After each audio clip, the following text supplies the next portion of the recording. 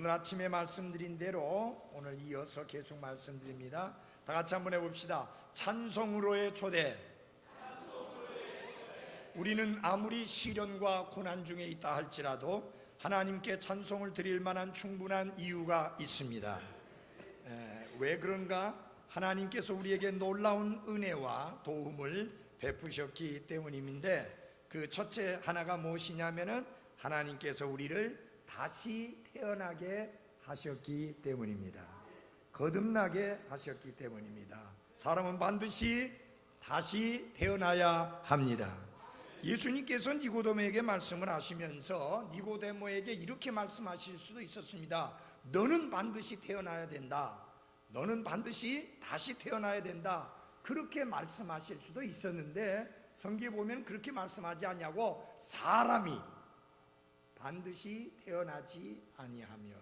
그래서 여러분 사람 맞죠?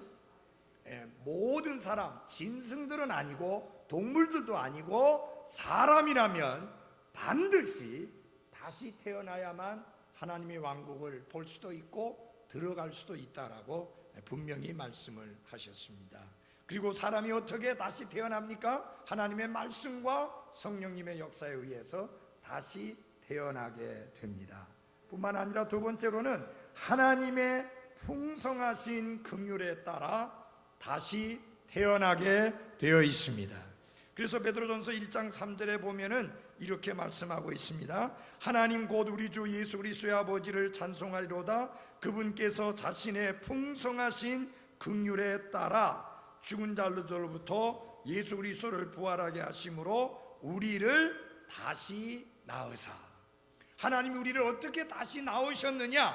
하나님의 풍성하신 긍휼에 따라 그렇게 되어졌다라고 말씀하고 있습니다. 다시 말하면 우리가 죄의 형벌로부터 구원받고 하나님의 아들로 다시 태어난 것은 전적으로 하나님의 풍성하신 긍휼에 따라 된 것이라고 하는 것을 우리는 늘 잊지 말고 기억해야 합니다. 특별히 여러분들이 늘 기억하셔야 될 것이 있습니다. 하나님께서 얼마나 나를 긍휼히 여기셨는가 하는 것을 늘 기억하고 살아야 하는 것입니다. 도대체 긍휼이란 무엇이냐? 긍휼이라고 하는 것은 불쌍히 여기고 동정하는 것으로서 마땅히 저주해야 할 사람을 불쌍히 여겨서 저주하지 않는 것이며, 마땅히 심판해야 될 사람을 심판하지 아니하고 용서해 주는 것을 뭐라고 해요? 긍휼이라. 마땅히 우리가 받아야 할 것을 받지 않게 하는 것, 그게 저주요 심판이요 형벌인데, 마땅히 받아야 될 저주와 심판과 형벌을 받지 않게 하는 것이 바로 긍휼이다 하는 것입니다. 은혜라고 하는 것은 마땅히 받을 자격이 전혀 없는 사람에게 베풀어 주시는 하나님의 호의와 친절을 은혜라 그렇게 말씀합니다. 그러면 무엇이 먼저 해야 되느냐? 긍휼이 먼저 해야 됩니다. 하나님께서 우리를 불쌍히 여기셔서 마땅히 심판하고 형벌을 주어야 할 우리를 심판하지 아니하고 형벌을 주지 아니하고, 도리어 전혀 자격이 없는 우리에게 하나님의 아들이 되는 권능을 주시는 은혜를 베풀어 주시게 되는 것입니다. 그래서 그게 은혜다. 그래서 사도 바울 서신이나 베드로 서신에 보게 되면은 자주 언급되는 것 중에 하나가 뭐냐면은 긍휼과 은혜인데, 특별히 베드로 사도는 긍휼을 더 많이 이야기합니다. 왜냐하면 자신이 예수님을 모른다고 부인하고 맹세하고 저주까지 했음에도 불구하고 하나님께서 그를 다시 들어 쓰시어서 예루살렘 교회의 지도자로 세우시고 한 번의 설교에 3,000명, 4,000명 이상이 구원받는 놀라운 역사를 이루는데 들어 쓰신 것을 볼 때 이게 하나님의 긍휼이 아니고서는 될 수 없는 일이기에 그는 특별히 긍휼을 많이 이야기를 합니다. 우리가 지은 죄의 깊이를 여러분은 알고 있습니까? 우리 자신이 생각하는 것보다 훨씬 더 우리가 악한 죄인이었다는 사실을 아십니까? 우리가 생각하는 죄의 문제 이상으로 훨씬 더 죄에 오염되고 부패된 죄인이었다는 사실을 우리는 기억해야만 하는 것입니다. 성경에서 이 죄에 대하여 얼마나 신랄하게 인간을 고발하고 있는지 아십니까? 의인은 없나니 한 사람도 없다라고 말씀합니다. 모든 사람이 죄를 지었으므로 하나님의 영광에 이르지 못한다고 말씀하고 있습니다. 우리의 죄악이 얼마나 많은지 머리털보다도 더 많다라고 그렇게 고발하고 있습니다. 그리고 우리의 죄악이 우리를 몰아간다고 이렇게 고발하고 있습니다. 바로 성령님의 밝은 빛 앞에 드러나면 드러날수록 우리는 죄와 죄의 깊이를 더욱더 분명하게 보게 되는 것입니다. 그리고 우리에게 임할 수밖에 없는 하나님의 진노와 저주를 우리는 깨닫게 되는 것입니다. 그래서 여러분, 복음이라는 것은 기쁜 소식, 좋은 소식이라는 뜻입니다. 그러나 이것이 좋은 소식, 기쁜 소식이 되기 전에 먼저 나쁜 소식이 되어야 됩니다. 그건 뭐냐? 내가 죄인이고, 그리고 하나님 앞에 추하고 더럽고 악하고 너무너무 더러워서 하나님께서 쳐다보실 수 없는 그런 사악한 죄인이요, 그리고 죄의 값으로 영원히 지옥 불못에서 이를 갈며 형벌을 받아야 마땅한 죄인이라는 그런 나쁜 소식이 먼저 돼야 됩니다. 그걸 받아들여야 구원의 좋은 소식을 받아들일 수 있는 것입니다. 근데 왜 구원의 좋은 소식을 사람들이 받아들이지 못하는가? 나쁜 소식을 받아들이기를 거부하기 때문입니다. 그저 믿기만 하면 구원받는다? 아닙니다, 여러분.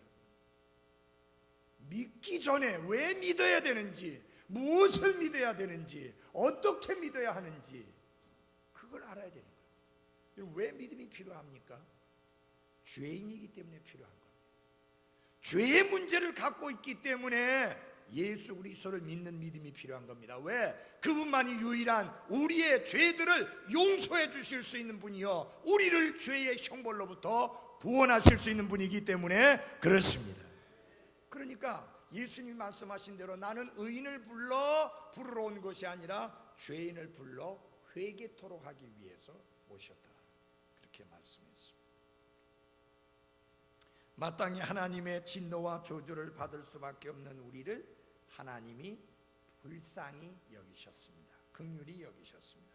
그리해서 우리가 다시 태어나게 되었고 산 소망을 갖게 된 것입니다. 그래서 여러분 잘 보십시오.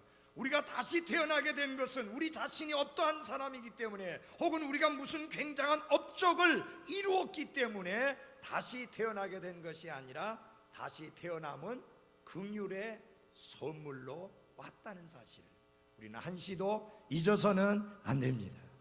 그래서 여러분 보십시오. 세리가 들어가서 기도할 때 그가 요구한 것은 하나뿐입니다. 하나님이여, 나를 불쌍히 여겨 주옵소서.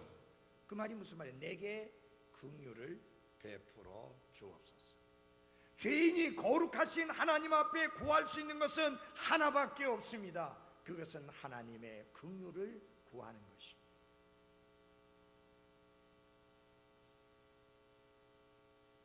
그런데 왜 사람들이 하나님의 긍휼을 구하지 않습니까? 자신이 죄인이라는 것을 깨닫고 인정하지 않기 때문에 그렇습니다. 여러분, 교회에 대하여 오해하시면 안 됩니다. 교회는 와서 좋은 이야기나 듣고 내 마음의 수양을 쌓기 위해서 오는 곳이 교회가 아닙니다. 그렇게 하기에는 어디가 더 적절하느냐 하면 절간이 훨씬 더 적절합니다. 정말 절간이라는 것은 조용하고 가서 수양 쌓고 하고 오기에 참 적당한 곳입니다. 그러나 예배당은 그렇게 수양 쌓기 위해서 모이는 곳이 아니라 하나님의 말씀이 선포되는 것을 듣고 죄인들은 회개하고 예수 그리스도를 믿어 구원받고 구원받은 성도들은 자신을 구원해 주신 하나님께 감사함과 기쁨으로 섬기기 위해서 모이는 것입니다. 여러분, 예배당은 도덕 강좌를 하는 것이 아닙니다. 착한 사람 되라고, 선한 사람 되라고, 진실되게 살라고 도덕 강론하는 것이 예배당이 아닙니다. 예배당은 구원받은 성도들이 함께 모여서 영과 진리로 하나님께 경배 드리면서 하나님이 나에게 무엇을 원하며 내가 이 땅 위에서 어떻게 살아가게 되기를 원하시는지 하나님의 뜻을 발견하고 그 뜻을 따라 살며 그 하나님께 감사함으로 섬기기 위해서 모이는 것입니다.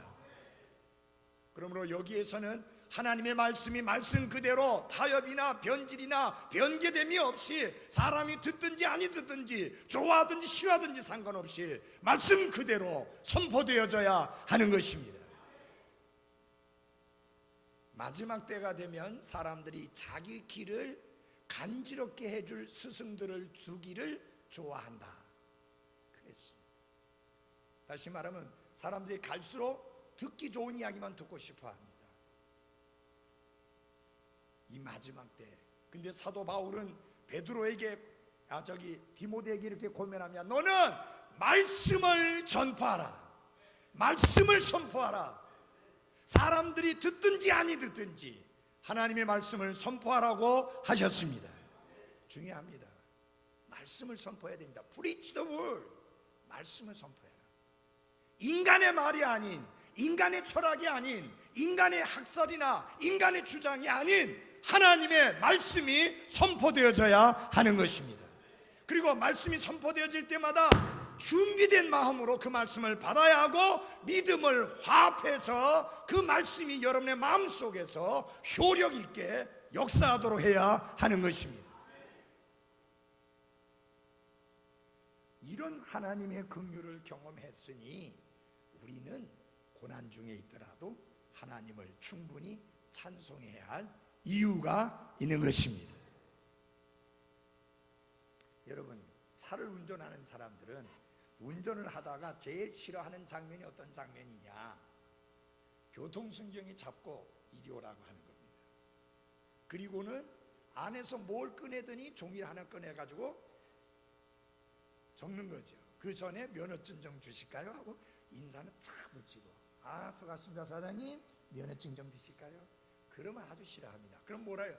나 원래 정말 이 법규를 잘 지키는 사람인데 한 번만 봐주십시오. 그러니까 어떻게 하는지 알아요? 한 번만 봐달라니까 한 번 딱 쳐다보더니 그 다음에 적는 거예요. 한 번 봐달라 했잖아요. 한 번 쳐다보고는 어김없이 스티커를 끊어가지고 주면서 친절하게 격려 딱 하고 갑니다. 한 번은 우리 성애자매 집 그 아파트에 우리 갈 일이 있어서 갔는데 아파트까지 따라와가지고 아파트까지 따라와가지고 스티커를 끊어주고 그래 가더라고요. 여러분, 안 좋잖아요 그거? 여러분, 왜 그거 안 좋아합니까? 왜 봐달라고 합니까? 그거 끊기면 점수도 올라가고 보험료도 올라가고 벌금도 내야 되고 그렇잖아요. 제가 한 번은 김창 목사님 누님이 돌아가셔서 야밤중에 갔다 야밤중에 돌아오는데 뒤에 이제 다른 목사님 두 분을 태우고 같이 오다가 보니까 교제를 한다고 하다가 보니까 밤이고 그러니까 별 신경 안 쓰고 갖고 스티커가 3개나 날라왔어요. 근데 문제는 교통순경에 잡았으면 뭐 봐달라고 그러도 할 텐데 기계가 다 찍어 놓으니까 이건 꼼짝달싹 못 하는 거예요. 왜 그런 거 싫어합니까? 왜 봐달라고 합니까? 봐달라는 말은 뭐예요? 불쌍히 여달라는 말이에요. 긍휼을 베풀라는 말입니다. 왜요? 그게 벌금을 의미하니까 그런 겁니다. 그러니까 봐달라고 하는 거예요. 왜 범죄한 사람들이 판사 앞에 가서 그저 죽을 죄를 졌습니다. 다시는 그렇게 하지 않겠습니다. 어쨌든지 좀 잘 선처해 주십시오. 선처해 달라는 말이 불쌍히 여기달라는 말이에요. 긍휼을 베풀어 달라는 말입니다. 그렇다고 긍휼을 베풀어 주나요? 어림도 없습니다. 안 돼요. 사람들은 그런 법에 대해서는 민감한데 하나님의 법에 대해서는 너무 둔해 있습니다. 하나님이 눈에 보이지 않냐고 손에 잡히지 않고 그분의 목소리가 들리지 않으니까 하나님이 계시지 않는 것처럼, 하나님이 살아서 역사하지 않는 것처럼 착각하고 있는데, 하나님이 살아 계시다는 것을 얼굴과 얼굴을 맞대어 보는 그 순간에는 이미 끝입니다. 그때는 고칠 방법도 없고 구원받을 길도 없고 새롭게 할 수 있는 길이 없습니다. 하나님은 어떻게 정하셨습니까? 전도하는 자가, 설교자가 선포하고 전도하는 말씀을 듣고 하나님의 살아계심을 믿고 그 앞에 죄인인 것을 깨닫고 회개하고 예수님을 구원자와 주님으로 믿어 구원받게 하셨습니다. 그러므로 설교할 때에 헛소리로 듣지 마십시오. 정신 차려 들으십시오. 그리고 말씀을 받아들이십시오. 그게 살 길이에요. 구약시대에 이스라엘 백성들이 보였던 반응 아시죠? 대언자들이 하나님의 말씀을 받아서 백성들에게 가서 선포했을 때 그들이 죄악되고 우상숭배하고 하나님을 욕되게 하고 하나님을 대적하고 온갖 죄를 저지르면서도 대언자들이 그런 말을 할 때 좋아했습니까? 받아들였습니까? 안 받아들였습니다. 그리고는 어떻게 했습니까?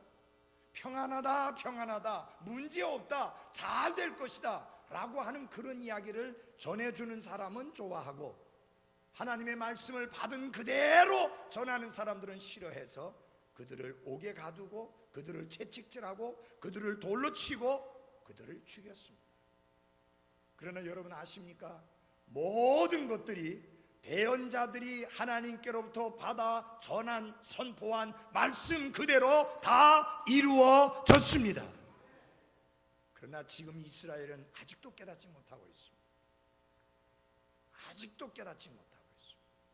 지나간 역사 속에서 그들은 겁없이 소리 질렀습니다. 너희들의 조상들이 대언자들을 죽였는데 그 후손이다. 그러니까 뭐라고 말하냐면 우리 조상들이 지은 죄까지도 그 죄값을 다 우리에게 돌려달라고 그렇게 소리쳤습니다. 600만이나 되는 사람들이 학살을 당하고, 그건 공식적인 숫자입니다. 비공식적인 숫자까지 합하면 1000만 명이 넘는다는 이야기가 있습니다. 그래도 정신 못 차려요. 아직도 이스라엘은 회개하지 않고 있습니다. 분명히 메시아 구원자가 오셨고 그분이 2000년 전에 십자가 위에서 그들의 죄들을 대신해서 죽고 부활하신 생명의 구주여 주님이심에도 불구하고 그분을 받아들이지 않습니다. 여러분, 정말 기가 찬 것은 이스라엘에는요 성경적인 교회를 세우고 있는 예배당이 한 군데도 없습니다. 이슬람 사원은 무지무지하게 많습니다. 천주교 성당들도 있는데 성경적인 말씀을 선포하는 교회를 위한 예배당은 하나도 허락하지 않습니다. 만약 제가 가서 전도하다가 걸리면 잡혀갑니다. 이렇게 못 깨닫고 있습니다. 제발 말씀드리거니와 이렇게 제가 열심히 설교하는데도 못 깨닫고 받아들이지 않는 그런 고집스러움을 내려놓기를 정말 간청합니다. 사도 바울은 하나님을 어떤 분으로 소개하고 있는가? 긍휼이 풍성하신 하나님이다, 그렇게 소개하고 있습니다. 한번 여러분 보시기 바랍니다. 에베소서 2장 4절 5절 다 같이 찾아주십시오. 에베소서 2장 4절 5절.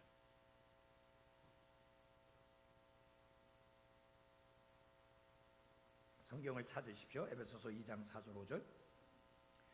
긍휼이 풍성하신 하나님께서 친히 우리를 사랑할 때 보여주신 자신의 크신 사랑으로 인하여 심지어 우리가 죄들 가운데서 죽었을 때에 우리를 그리스도와 함께 살리셨고 너희가 은혜로 구원을 받았느니라. 긍휼이 풍성하신 하나님께서 죄들 가운데 죽었던 우리를 그리스도와 함께 살리셨습니다. 어떤 하나님이, 큰소리, 어떤 하나님이? 긍휼이 풍성하신 하나님. 그러므로 하나님의 긍휼은 우리의 구원과 거듭남의 그 원인이 되는 것입니다. 디도서 3장 5절에 보면 그분께서 우리를 구원하시되 우리가 행한 의로운 행위로 하지 아니하시고 오직 자신의 긍휼에 따라 다시 태어남의 시승과 성령님의 새롭게 하심으로 하셨다. 그분의 긍휼에 따라 다시 태어남의 은혜를 베푸시게 된 것입니다. 마땅히 하나님의 진노와 심판과 저주를 받을 수밖에 없는 우리를 하나님이 긍휼히 여기사 구원하여 주셨고 다시 태어나게 하셨습니다. 그런데 여러분, 우리가 구원받을 때만 이 하나님의 긍휼이 우리 안에 역사하는 것이 아니라 구원받고 난 이후에도 우리의 매일의 삶 속에 하나님의 긍휼이 여전히 계속해서 유효한 것을 인해 감사합니다. 우리 히브리서 4장 15절을 다 열어주시기 바랍니다. 히브리서 4장 15절입니다. 히브리서 4장 15절. 우리에게 계신 대제사장은 우리의 연약함의 감정을 몸소 느끼지 못하신 분이 아니요 모든 점에서 우리와 똑같이 시험을 받으셨으되 죄는 없으신 분이시니라. 그러므로 우리가 같이 읽겠습니다. 시작. 우리가 긍휼을 얻고 필요한 때에 도우시는 은혜를 얻기 위해 은혜의 왕자로 담대히 갈 것이니라. 우리가 긍휼을 얻고 구원받은 우리가 계속해서 하나님의 긍휼을 입고 살고 있다라는 사실입니다. 구원받은 이후에도 긍휼이 풍성하신 하나님이 여전히 우리를 긍휼히 여기시기 때문에 우리가 고난 속에 있을지라도 실망할 필요가 없다. 왜? 불쌍히 여기시는 하나님이 우리의 고통을 다 알고 계시기 때문입니다. 그래서 빌립보서 2장 27절에 보면은 사도 바울이 이렇게 고백합니다. 참으로 그가 병들어 죽게 되었으나 하나님께서 그에게 긍휼을 베푸셨고 그에게 뿐만 아니라 내게도 긍휼을 베푸사 내가 근심 위에 근심을 면하게 하셨느니라. 이 에바브로디도가 빌립보 교회에서 모은 사랑의 헌금을 가지고 로마에 있는 사도 바울에게 전해주러 가게 됩니다. 근데 그 과정 속에서 무슨 일이 있었는지 너무너무 아프게 된 거예요. 거의 죽을 뻔했습니다. 죽을 지경에 이르렀습니다. 병들어 죽게 되었습니다. 자, 여러분 잘 보십시오. 빌립보 교회를 위해서 사랑의 헌금을 가지고 사도 바울에게 전해주러 갔는데 그 과정 속에서 에바브로디도가 죽게 될 정도로 병이 들었으니 이게 좋은 간증이 안 되잖아요. 그렇죠? 아니, 사람들 생각할 때 그렇잖아요. 그래서 얼마나 많이 기도했겠습니까? 그런데 하나님께서 에바브로디도에게 긍휼을 베풀어 주시어서 살려주셨어요. 병이 나았어요. 그리고 사도 바울은 말하기를 내게도 하나님이 긍휼을 베푸셨다. 왜? 내가 근심 위에 근심이 더해지는 것을 면하게 해주셨다. 아멘. 하나님께서 긍휼을 베푸셔서 윤들보 자매의 건강을 회복시켜 주시기를 원합니다. 그래서 제 마음의 근심을 면하게 해주시기를 원합니다. 제 마음에 짐이 있습니다. 윤들보 자매의 건강 때문에 자매가 혈압도 높아서 혈압약을 들고 있는데 거기다가 또 신장까지 안 좋으니 참 마음에 근심입니다. 짐입니다. 우리 모두 기도해서 하나님이 자매를 긍휼히 여기셔서 고쳐주시도록 기도하십시오. 근데 기억하십시오. 여러분이 구원받고 난 다음에도 계속해서 하나님의 긍휼은 지속되고 있다는 것을 잊지 마시기를 바랍니다. 그래서 하나님 앞에 기도하십시오. 하나님, 저를 긍휼히 여겨주십시오. 제게 긍휼이 필요합니다. 저 뭐 잘한 거 없습니다. 정말 하나님 앞에 이렇게 뭐 잘했다라고 내놓을 만한 게 없습니다. 제가 한 짓거리로 받아갖고는 하나님께 아무것도 구할 게 없습니다. 불쌍히 여겨주시고 제게 긍휼을 베풀어 주소서. 그렇게 하시길 바랍니다. 근데 여러분, 이 하나님의 긍휼이 우리로 하여금 하나님을 섬기게 하는 그런 자극을 주는, 동기를 부여하는 그런 놀라운 것이 하나님의 긍휼이라는 사실을 잊지 말기를 바랍니다. 그래서 사도 바울이 로마 교회 성도들에게 한 번도 만나본 적이 없지만은 이 하나님의 긍휼을 힘입어서 내가 여러분들에게 간청을 한다, 그렇게 말하고 있습니다. 여러분이 하나님의 긍휼을 경험하지 않았습니까? 여러분이 맛보고 여러분이 경험하고 여러분이 체험한 그 하나님의 긍휼을 힘입어서 여러분에게 간청을 합니다. 여러분, 하나님의 긍휼을 맛보시고 경험하셨습니까? 그 하나님의 긍휼을 힘입어서 여러분에게 간청합니다. 이렇게 사시라고. 다 같이 로마서 12장을 열어주시기 바랍니다. 로마서 12장, 로마서 12장 1절과 2절을 보겠습니다. 보십시오. 그러므로 형제들아, 내가 하나님의 긍휼을 힘입어, by the mercies of God, 하나님의 긍휼을 힘입어 너희에게 간청하노니, 너희는 너희 몸을 거룩하고 하나님께서 받으실 만한 살아있는 희생물로 드리라. 그것이 너희의 합당한 섬김이니라. 너희는 이 세상에 동화되지 말고 오직 너희 생각을 새롭게 함으로 변화를 받아 하나님의 그 선하시고 받으실 만하며 완전하신 뜻이 무엇인지 입증하도록 하라. 이 말씀을 설명드리겠습니다. 하나님의 긍휼을 힘입어서 여러분들에게 간청하는데, 먼저 첫째로 여러분의 몸을 드리라고 하는 것입니다. 여러분의 몸을 드려라. 제일 먼저 나오는 게 프리젠트, 드리라고 하는 것입니다. 무엇으로 드리라고 했습니까? 거룩하고 하나님께서 받으실 만한 살아있는 희생물로 드리라. 거룩하게 드려야 됩니다.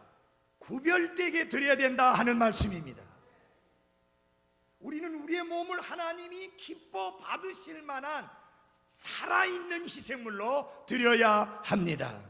여러분, 하나님께 희생물을 드릴 때 흠이 없어야 됐습니다. 점이 없어야 됐습니다. 티가 없어야 됐습니다. 온전한 것이었습니다. 그게 희생물이었습니다. 그러나 구약의 희생물은 죽은 희생물이었습니다. 이제 우리는 더 이상 죽은 희생물을 드릴 필요가 없습니다. 왜냐하면 예수님이 십자가 위에서 자기 자신을 희생물로 드리심으로 완전한 속죄를 이루어 주셨기 때문입니다. 더 이상 피의 헌물이 필요 없습니다. 대신에 우리는 죽은 희생물이 아니라 우리의 삶 자체가 하나님께 거룩하게 드려지는, 그래서 하나님이 기쁘게 받으실 수 있는 희생물로 드려지는 삶이어야 합니다. 먹든지 마시든지 무엇을 하든지 하나님의 영광을 위하여 살아가는 그런 희생물의 삶이 되어야 하는 것입니다. 거룩하게 구별되어야 합니다.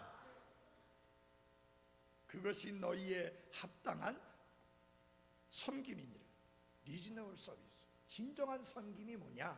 먼저 교회 와서 청소하고, 교회 와서 식사 준비하고, 교회 와서 노래 부르고 반주하고, 그거 이전에 정말 여러분이 합당한 섬김은 뭐냐? 먼저 매일의 삶 속에서 내 자신을 거룩하게 하나님이 기쁘게 받으실 수 있는 희생물로 드리는 것입니다. 이 섬김은 예배당에서 이루어지는 게 아니라 매일의 삶 속에서 이루어져야 하는 것입니다. 예배당에서 이루어지는 것은 공적으로 함께 모여 드리는 예배와 경배입니다. 그 경배를 드림에 있어서 반주가 필요하고 찬양 인도가 필요하고 식사당번이 필요하고 청소가 필요하니까 함께하는 것이지만, 그러나 이 함께하는 것 말고 매일매일의 삶 속에서 거룩하고 하나님이 기뻐 받으실 만한 희생물로 드리는 삶이 그 있을 때에 그들이 모여서 드리는 영과 진리의 경배가 참된 경배가 되는 것입니다. 그래서 공적인 예배는 개적인 예배의 연속이어야 하는 것입니다. 개인 예배가 없는 삶이 함께 모여 경배 드린다 한들 그 경배는 힘이 없습니다. 그래서 매일의 삶이 우리는 예배이어야 합니다. 그것이 합당한 것입니다. 그렇게 되려면 어떻게 해요? 노세 젊어서 노세하는 식으로 살면 안 되고, 먹고 마시고 즐기면 안 되고, 거룩하고 살아있는 희생물로 드려야 하는 것입니다. 거룩하다는 말은 구별되어야 된다는 뜻입니다. 여러분 주위의 사람들이 뭘 마시고 뭘 피고 어떤 짓거리를 하든지 간에 상관없이 여러분은 그들에게서 구별되어져야 하는 것입니다. 제가 어저께 그 물리치료를 받기 위해서 기다리는 동안에 이렇게 텔레비가 나오고 있었는데, 임영규 씨 아주 이름 있는 탤런트였던 사람이죠. 그 사람 이야기가 나오는데, 그 사람이 노숙자 됐던 거 아시죠? 노숙자가 됐어요.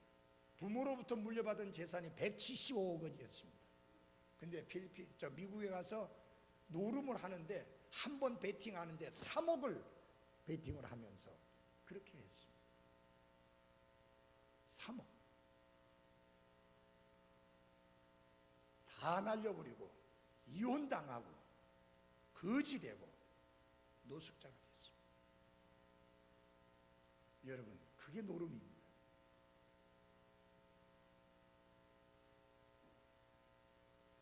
그 황기순인가요? 뭐 황무하는 그 코미디언 녀석, 그 녀석은 필리핀에 가가지고 노름을 해서 다 날려버려서, 지금 그게 10여 년 전 이야기인데 지금도 필리핀에 관광 오는 사람들이 그 사람 이야기를 한대요. 얼마나 수치스러운 일입니까? 여러분, 우리는 단 한 번 주어진 기회의 삶을 삽니다. 어떻게 사느냐 하는 거 굉장히 중요합니다. 어떤 모습으로 살아가느냐 하는 거 굉장히 중요합니다. 하나님도 보시고 사람도 보기 때문에 그렇습니다. 여러분의 자녀들이 보고 있습니다. 반듯하게 걸으십시오. 개가 삐딱하게 이렇게 가잖아요. 옆으로 가잖아요. 그 뒤에 자식이 보니까 삐딱하게 가고 있거든. 야, 똑바로 가야지, 이렇게 가야지 이러면서 하는데 아버지가 옆으로 가는 거예요. 여러분, 그런 식으로 하면 안 됩니다. 나는 삐딱하게 걸으면서, 나는 말씀대로 살지 않으면서, 나는 하나님의 뜻대로 살지 않으면서, 나는 하나님이 기뻐 받으실 만한 삶을 살지 않으면서 아이들에게는, 자녀들에게는 그것을 요구하는 것은 합당치 않습니다. 여러분 자체가 먼저 본을 보이십시오. 그래야지 자녀들이 따라옵니다.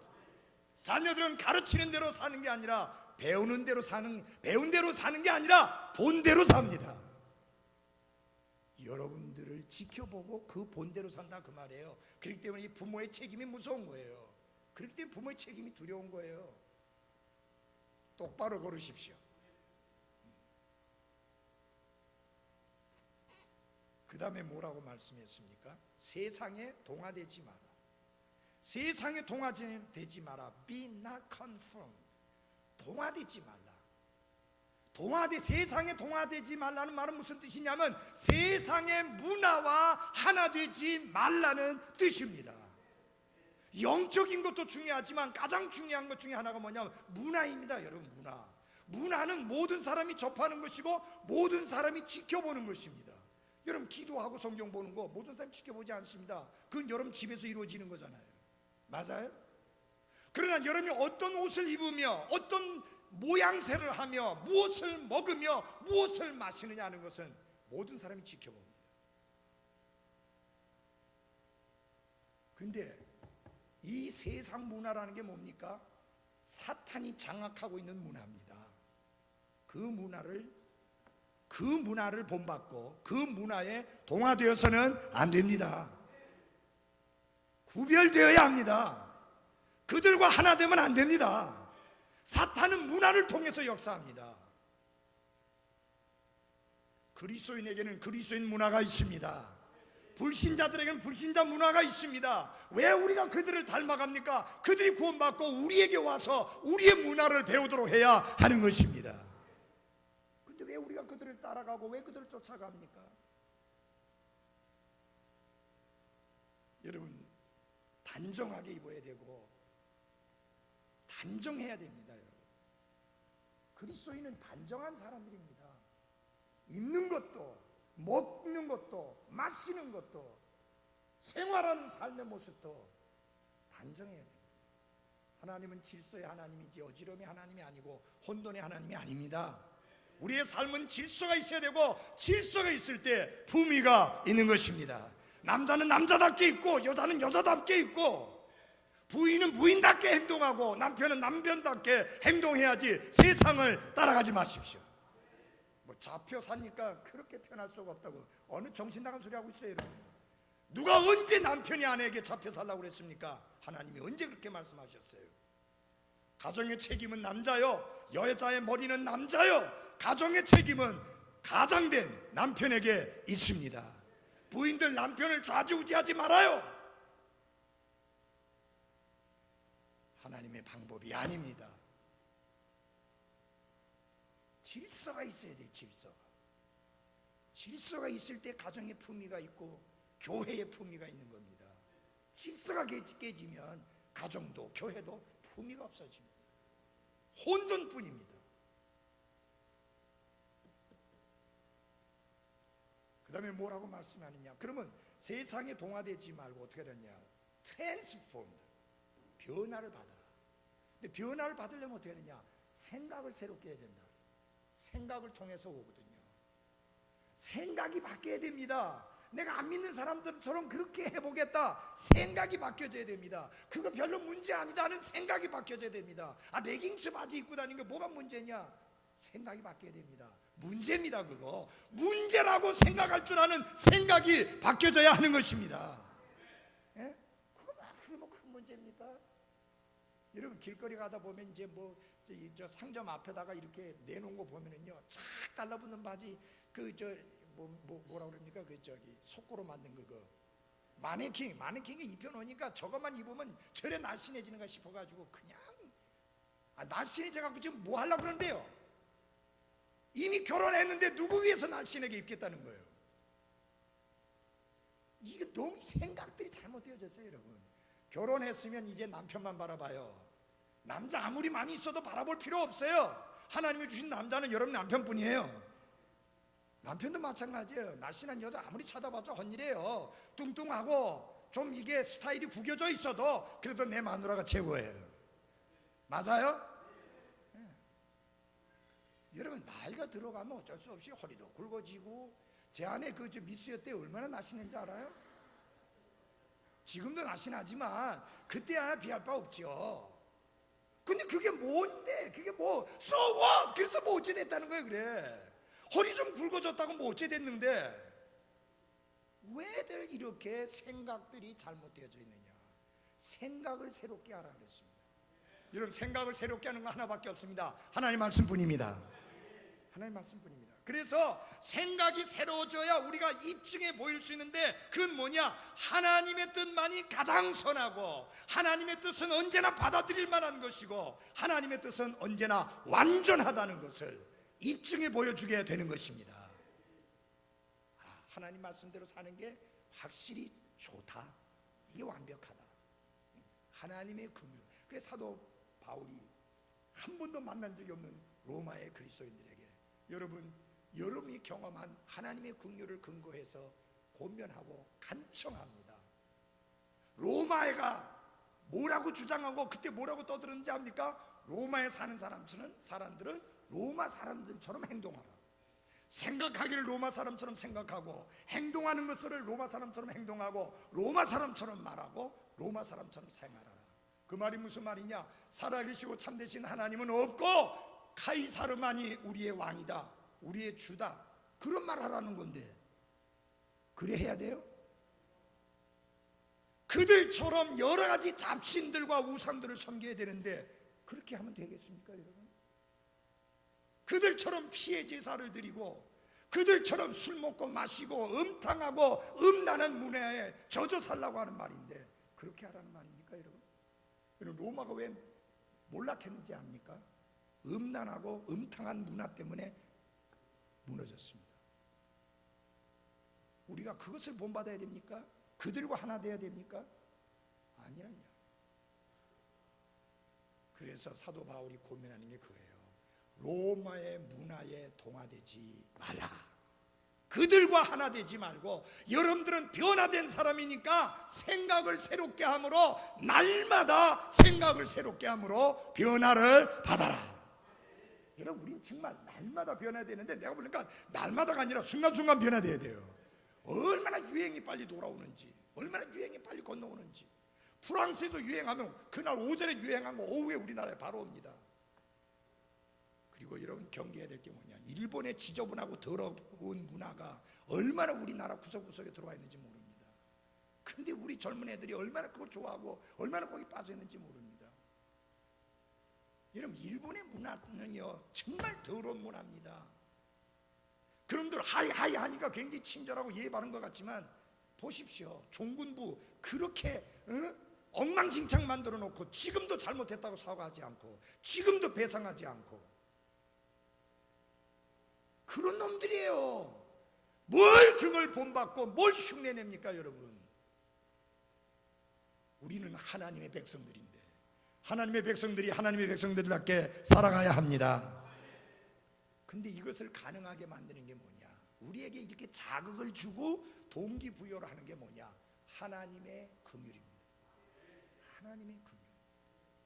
참 나를 불쌍히 여기셔서 저주 받아야 되는데 저주를 받지 않게 해주시고, 형벌 받아야 되는데 형벌 받지 않게 해주시고, 지옥에 가야 되는데 지옥에 가지 않고 구원해 주신 이 하나님의 긍휼 생각해 보면 우리는 제대로 하나님을 섬길 수밖에 없습니다. 여러분, 이 시대는 어느 때보다도 강력한 메시지가 필요합니다. 아멘. 전 절실히 느낍니다. 여러분, 제가 요사이 설교가 굉장히 강력해진 이유가 있습니다. 몇십 년 전만 해도 이렇게 강력한 설교 안 해도 성도들이 너무너무 그 주님을 향한 마음이라든지 이 세상과 짝하지 않겠고 구별된 생활을 살겠다고 하는 게 철저했었습니다. 지금은 이렇게 소리 질러대도 잘 안 통하는데, 이렇게 강력하게 전해도 잘 안 통하는 세상이니 이 얼마나 힘들어요. 목회가 갈수록 더 힘들어요. 전에는 아침 같은 설교했으면 구원받지 않은 사람이 다 기어 나왔어요. 앞에 다 구원받겠다고 저희 나왔어요. 눈물 질질 흘리면서 나왔는데 까닭도 안 해요. 구원받아야 될 사람이 있는데 꿈쩍도 안 해요. 참 이게 보통 어려운 게 아니에요.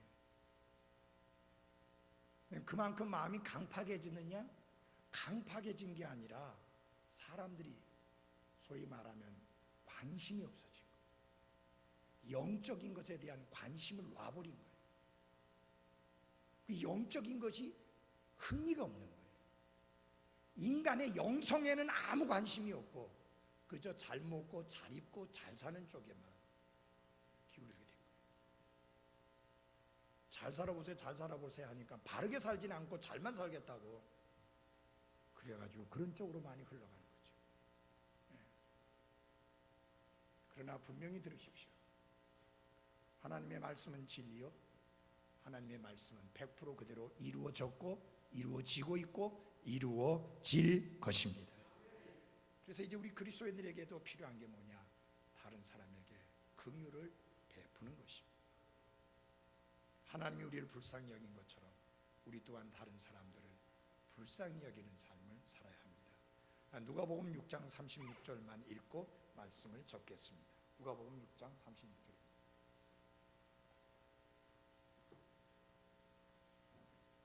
누가복음 6장 36절. 찾으셨어요? 다 같이 한 목소리 읽겠습니다. 누가복음 6장 36절 시작. 그러므로 너희 아버지께서 긍휼을 베푸시는 것 같이 너희도 긍휼을 베풀라. 수준이 나옵니다. 너희 아버지께서 긍휼을 베푸시는 것 같이 너희도 긍휼을 베풀라. 긍휼히 여기는 심정을 가지라고, 긍휼히 여기는 심정으로 옷을 입으라고 골로새서에는 말씀을 하고 있습니다. 여러분, 우리는 서로 불쌍히 여기는 마음이 필요합니다. 이 시대에 더욱 그러합니다. 아픈 분들을 볼 때 불쌍히 여기는 마음이 있어야 됩니다. 힘들어하고 어려워하는 분들을 볼 때 불쌍히 여기는 마음이 있어야 합니다. 냉랭하고 냉정한 사람이 되지 말고 긍휼이 풍성한 성도들이 될 수 있기를 바랍니다. 아버지께서 우리에게 긍휼을 베푸신 것처럼 우리도 긍휼을 베푸는 그런 복된 삶으로 살아갈 수 있기를 바랍니다. 뭐예요? 긍휼입니다. 하나님이 긍휼을 따라 우리를 다시 나게 해주신 것 찬양 드립니다. 기도하겠습니다. 하나님 아버지, 우리에게 긍휼을 베푸사 우리를 다시 나게 하시고 산 소망을 갖게 해주신 것 감사합니다. 이 긍휼이 우리가 구원받을 때 그치고 끝난 것이 아니라 지금도 계속되고 있고 유효한 것을 인해 감사드립니다. 하나님 아버지, 이 하나님의 긍휼이 우리에게 자극이 되어서 동기를 부여해서 하나님을 섬기는 삶의 귀한 열매를 맺게 해 주옵소서.